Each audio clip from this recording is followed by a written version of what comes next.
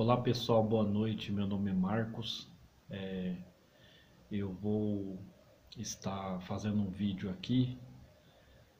O dia do fim da censura, celebrado em agosto, nos lembra porque é importante defender o direito à liberdade de expressão. Imagine viver em um mundo em que ideias, opiniões e até mesmo notícias não podem circular livremente, mas devem passar previamente pela aprovação de terceiros que têm o poder de liberar, modificar ou mesmo barrar o conteúdo delas. Na era da informação em que vivemos hoje, esse cenário é assustador. No entanto, em um período não muito distante, a partir de meados da década de 1960, essa era a realidade no Brasil, marcada pela limitação denominada censura.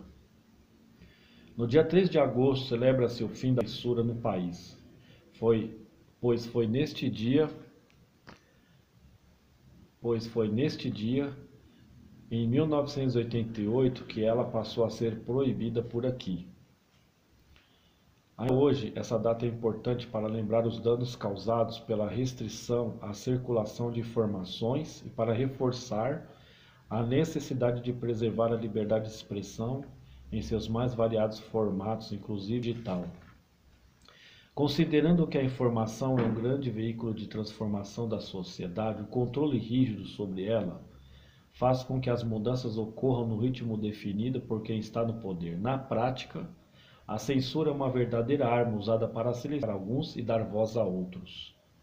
A censura é toda a informação que antes de ser publicada é proibida pelo Estado por alguma organização.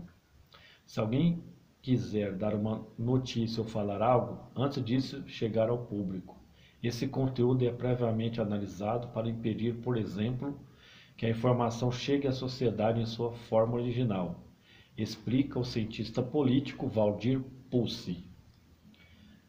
No dia 3 de agosto de 1988, os parlamentares constituintes votaram pelo fim da censura no Brasil.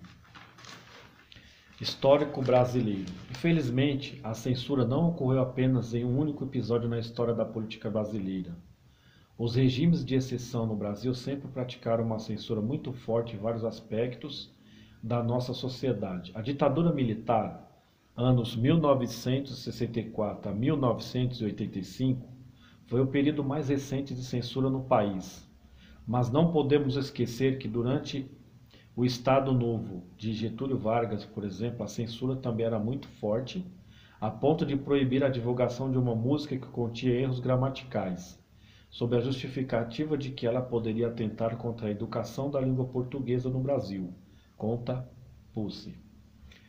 Em muitos momentos se justificou que a censura era uma medida necessária para proteger o Brasil contra ameaças internas e externas, manter a ordem pública, proteger a moral, preservar a identidade nacional e até evitar a circulação de informações supostamente incorretas que poderiam causar desordem também foram argumentos usados na tentativa de manter a censura, mas na verdade o que se busca com esse tipo de controle é tapar os ouvidos do povo.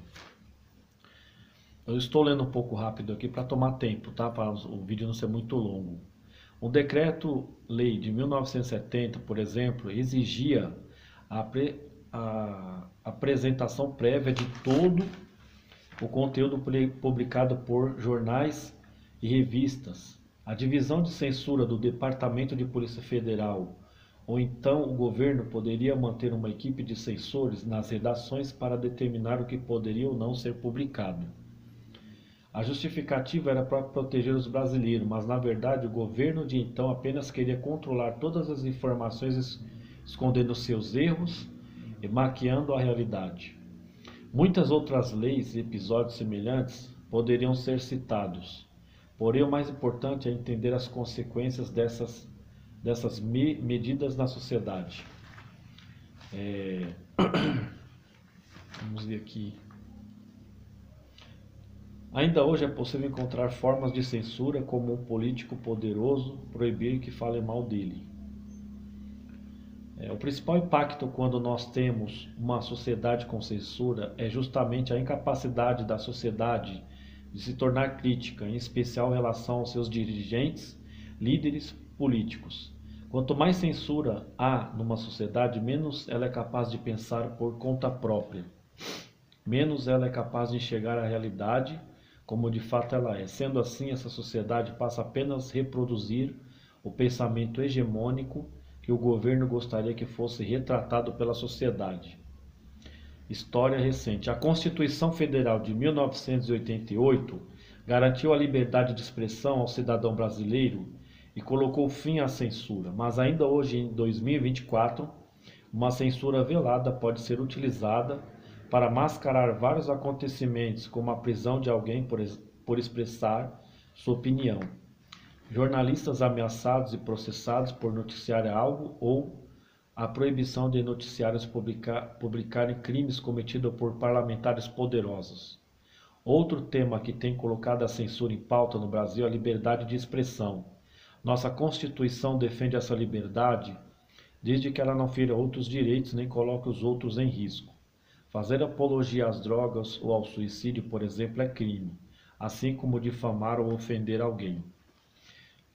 Pulse ressalta que nossa lei protege a intimidade, a privacidade, a honra e a imagem das pessoas. Temos que lembrar que a democracia é um regime de liberdade. Temos a liberdade de falar, pensar e agir da forma que desejarmos, mas com detalhe, dentro da legalidade, ou seja, em respeito às leis vigentes no país, afirma. E o mesmo vale para o mundo virtual, como explica Pulse. Da mesma forma que no mundo real eu não posso ameaçar alguém de morte, porque isso é um crime tipificado no Código Penal, eu não posso fazer isso em uma rede social e alegar que ali teria total liberdade de expressar a minha opinião. Esse tema tem sido alvo de muita polêmica no Brasil, pois parlamentares defendem a regulamentação das plataformas digitais. Pulse ressalta que a legislação é necessária, mas não pode se transformar em uma espécie de censura. A regulamentação não pode determinar o que o cidadão deve falar nas redes sociais, qual opinião ele deve ter. A partir do momento que eu imponho um pensamento em redes sociais, eu passo a ter uma situação de censura prévia, já que o cidadão está sendo proibido antes mesmo de expressar sua opinião. Tendo em vista que o tema é mais atual do que imagino, o dia 3 de agosto deve ser marcado também pela valorização da informação de qualidade, já que ela é o elemento essencial para que o cidadão faça as escolhas corretas dentro da democracia. Há uma sociedade que impõe pensamentos, é uma sociedade que tende ao fracasso, conclui. Cada país tem sua própria lei em relação à liberdade de expressão. Nos Estados Unidos, por exemplo, pode-se defender o fascismo e o escravagismo. Na Alemanha é proibido elogiar o nazismo. Já no Brasil, a liberdade de expressão não pode ferir outros direitos, como o direito à privacidade e à honra. Então, eu li um artigo aqui de um cientista político, chamado Valdir Pulse. Os brasileiros viveram muitos momentos de censura, como na época da ditadura militar, 1964 a 1985. Nesses períodos, governos torturaram, prenderam e até mataram quem tinha ideias contrárias às deles. Então, nós temos que ficar muito esperto com as fake news, as falsas notícias, principalmente nesse momento eleitoral. Quando você recebe uma mensagem no seu WhatsApp, no seu e-mail, você recebe uma correspondência, um jornal, tem que se averiguar, tem que se pesquisar se aquela informação, aquela notícia é verídica. Fica aí a minha contribuição, tá bom? Muito obrigado.